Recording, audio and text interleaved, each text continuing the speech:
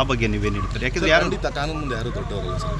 ತಪ್ಪಾಗಿದ್ದರೆ ಯಾರಿಗೆ ಆಗಲಿ ಶಿಕ್ಷೆ ಆಗೇ ಆಗುತ್ತೆ.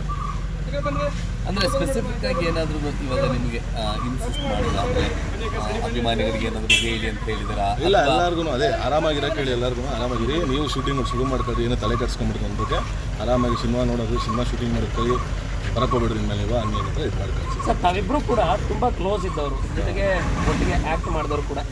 ಈ ಒಂದು ಒಳಗಡೆ ಹೋದ ಸಂದರ್ಭದಲ್ಲಿ ಆ ಒಂದು ಬಾಂಧವ್ಯ ಏನಿತ್ತು ಅದ್ರ ಬಗ್ಗೆ ಬೇಜಾರು ಅಂದರೆ ನಾವು ಅಲ್ಲಿ ನೋಡ್ತೀವಿ ಅಂತ ಎಕ್ಸ್ಪೆಕ್ಟ್ ಮಾಡಿರಲಿಲ್ಲ.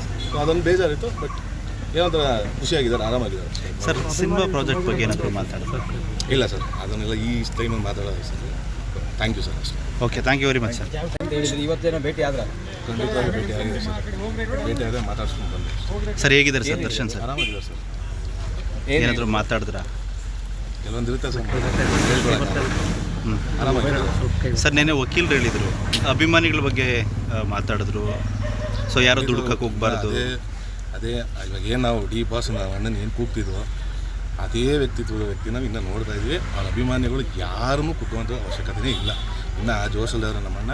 ಆಮೇಲೆ ಒಂದಂತೂ ಹೇಳೋಕ್ಕೆ ಇಷ್ಟಪಡ್ತೀನಿ ಸರ್, ನಾನು ಹಲವಾರು ದಿನ ಹೇಳಬೇಕು ಅಂದ್ಕೊಂಡಿದ್ದೆಲ್ಲ ಸುಮಾರು ಕಡೆ ಸುಮಾರು ರೀತಿ ನಮ್ದಂಗೆ ಮಾತಾಡ್ತಿಲ್ಲ ಇದು ಮಾತಾಡೋ ಸನ್ನಿವೇಶ ಅಲ್ಲ. ಆ್ಯಕ್ಚುಲಿ ಬೀಂಗ್ ಆ್ಯನ್ ಎಜುಕೇಟೆಡ್, ಇದು ಜುಡಿಷಿಯಲ್ ಕಸ್ಟಡಿ ಇರೋದ್ರಿಂದ ಅದು ಕಾನೂನು ಇದೆ, ಪೊಲೀಸ್ ಇಲಾಖೆ ಇದೆ, ಅದನ್ನು ಅವರು ಇದು ಮಾಡ್ತಾರೆ. ಸೊ ನಾವು ಮಾತಾಡಿದ ಏನೋ ಸಾಲ್ವ್ ಆಗ್ಬಿಡೋದು ಅನ್ನೋದು ಇದಲ್ಲ. ತಪ್ಪಾಗಿಲ್ಲದೆ ಇರಲಿ, ಅದು ಭಗವಂತನೂ ಗೊತ್ತು.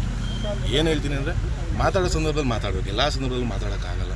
ಬಟ್ ಒಂದೊಂದು ಇವತ್ತು ಅಲ್ಲ, ಹಿಂದಿನೂ ಆಗಿರ್ಬೋದು, ಮುಂದಕ್ಕೂ ಆಗಿರ್ಬೋದು, ನಾಳೆನೂ ಆಗಿರ್ಬೋದು, ನಾನು ದರ್ಶನ್ ಅಣ್ಣನ ನಮ್ಮ ಅಣ್ಣ ಅಂತ ಹೇಳ್ಕೊಳಕ್ಕೆ ಯಾವತ್ತೂ ಇಂಜರಿ ಇಲ್ಲ, ಹೆದರಿಕೆನೂ ಇಲ್ಲ ನನಗೆ. ಸೊ ನಾನೇನು ಹೇಳೋಕ್ಕೆ ಇಷ್ಟಪಡ್ತೀನಿ ಅಂದರೆ ದಯವಿಟ್ಟು ಎಲ್ಲರೂ ಆರಾಮಾಗಿದೆ. ಚಾಮುಂಡೇಶ್ವರಿ ತಾಯಿ ಒಳ್ಳೆ ಮಾಡೋದು ಸರ್. ಡಾಲಿ ಧನಂಜಯ ಅವರು ಆ್ಯಸ್ ಎ ತಮ್ಮನಾಗಿ ನಾನು ಹೇಳ್ತೀನಿ,